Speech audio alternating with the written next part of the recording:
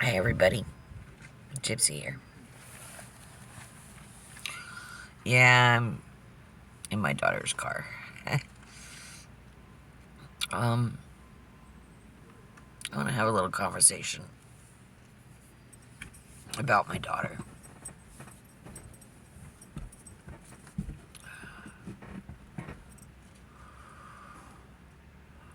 When she was conceived, when I found out I was pregnant with her,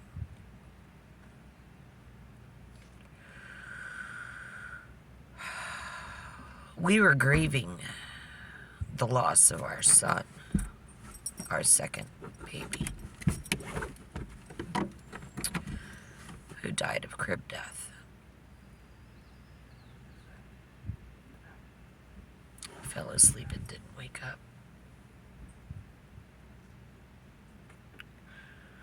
He'd been gone about 2 weeks when we found out that our daughter was on the way.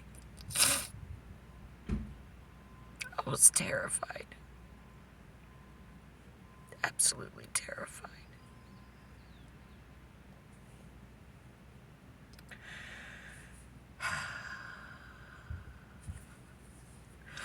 I had a complicated pregnancy.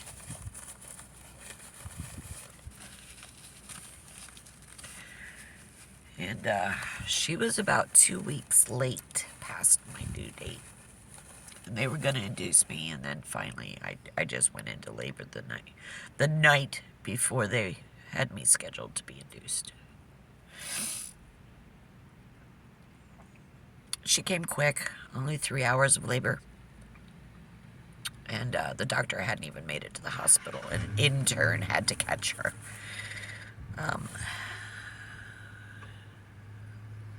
She was tiny.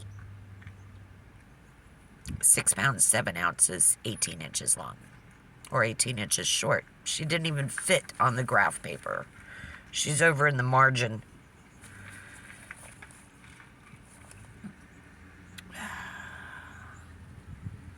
That first year,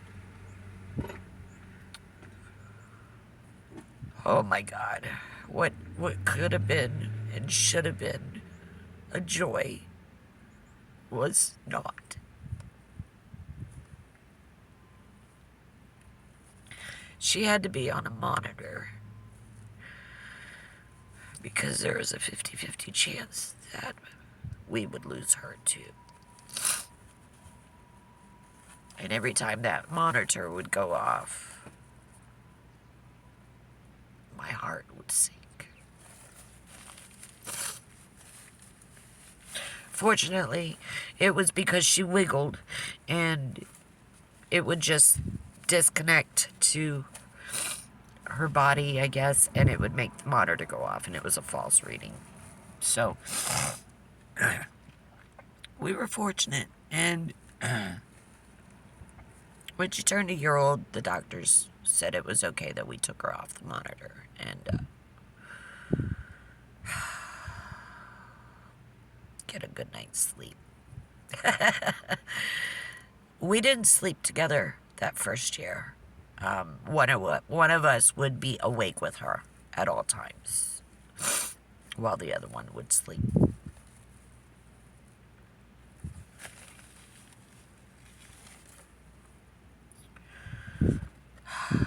Well, my daughter stayed tiny.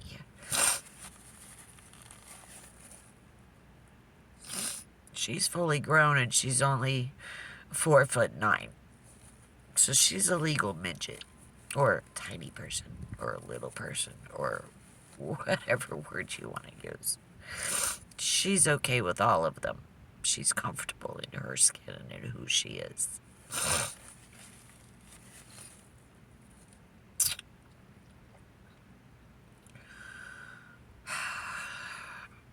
She's had to fight off thyroid disease.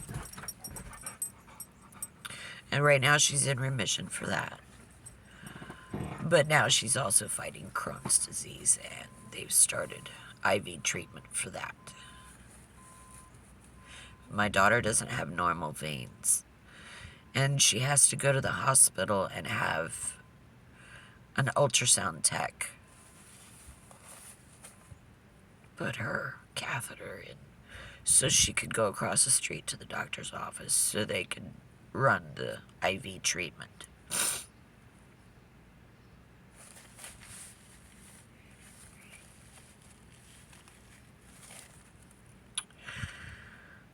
Two of the vet techs, or the ultrasound techs, told her today that they would like to put in a port because her veins are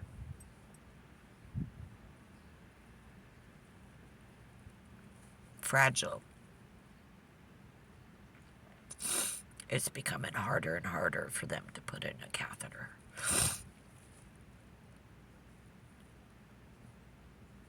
And she's just so brokenhearted that it just tears me up. So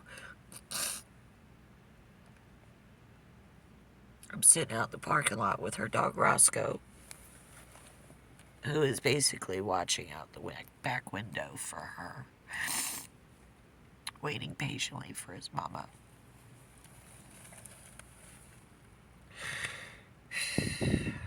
So,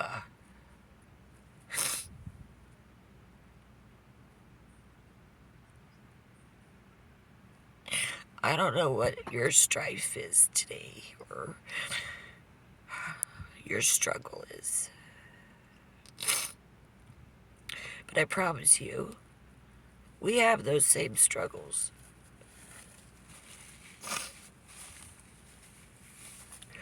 Cost of fuel, $5 plus a gallon. Price of food, through the roof. It's ridiculous. Housing? Oh no. We live in a travel trailer on the road. We are permanent RVers. So, no. On our fixed income, there's no way we could afford housing. We're paying for our travel trailer. And we will own it in a couple years. If not for that, we'd probably be in a tent because there's no way we could afford today's rent. But you know what? None of that matters. None of that matters. You know what matters? The people you love.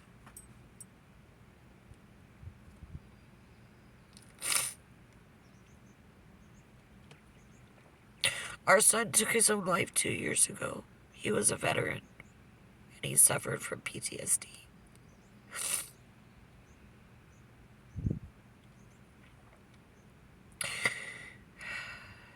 And it is because of him that I am trying to create a program that will help save people like him who are struggling. It's called the Lost Art Ministry. You can find details about it on Facebook. The Lost Art Ministry, ART. It's a program where we can help people, and it's not a handout, it's a help up. It's rebuilding self-esteem and tearing down the walls of PTSD.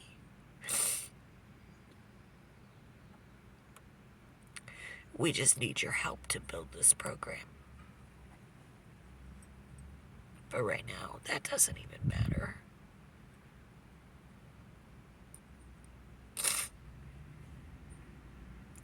Right now, the only thing matters right now is saving my daughter.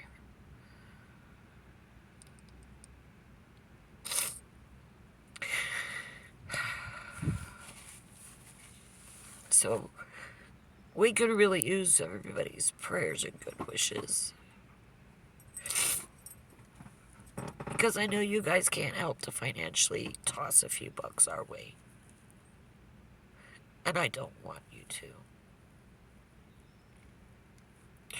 What I want you to do is look within inside yourself.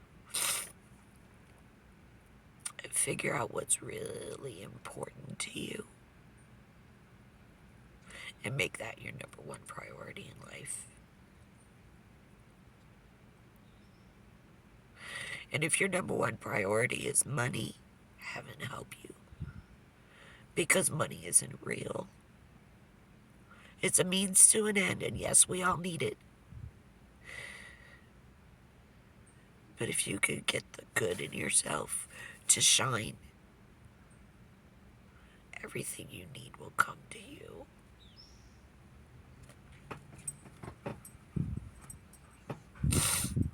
So, I want to thank everybody who has joined and subscribed. I really appreciate you. Please don't forget to hit the like button and to share our content with others. Yeah, I'm balling. I've been sitting in this car balling since my daughter came out here to tell me that the text told her she needs a port.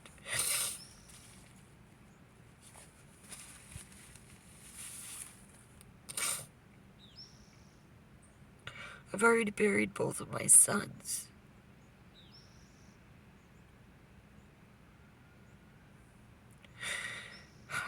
I can't afford to lose her too.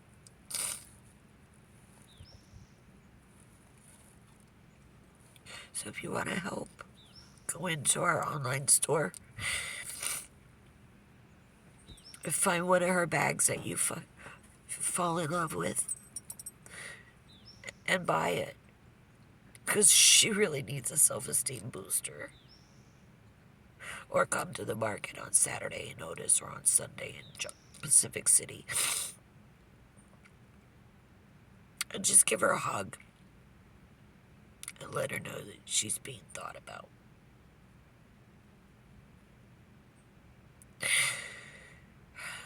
Because right now, everybody needs to find the good energy inside themselves.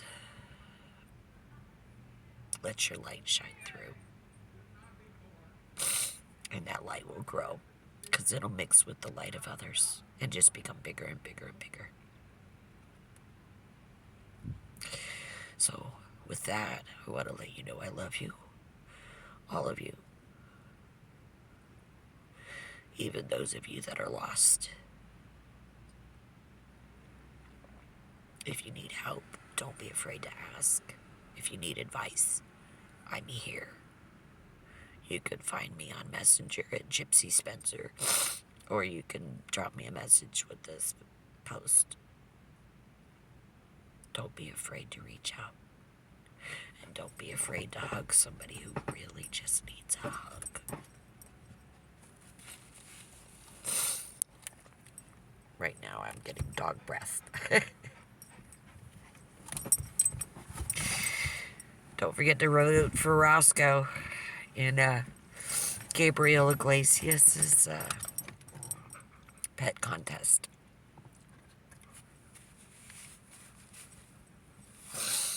Anyways, thank you for listening and bearing with my emotions for a minute, but I really needed to get this out. Just get it off my chest, because to bottle it up will just make me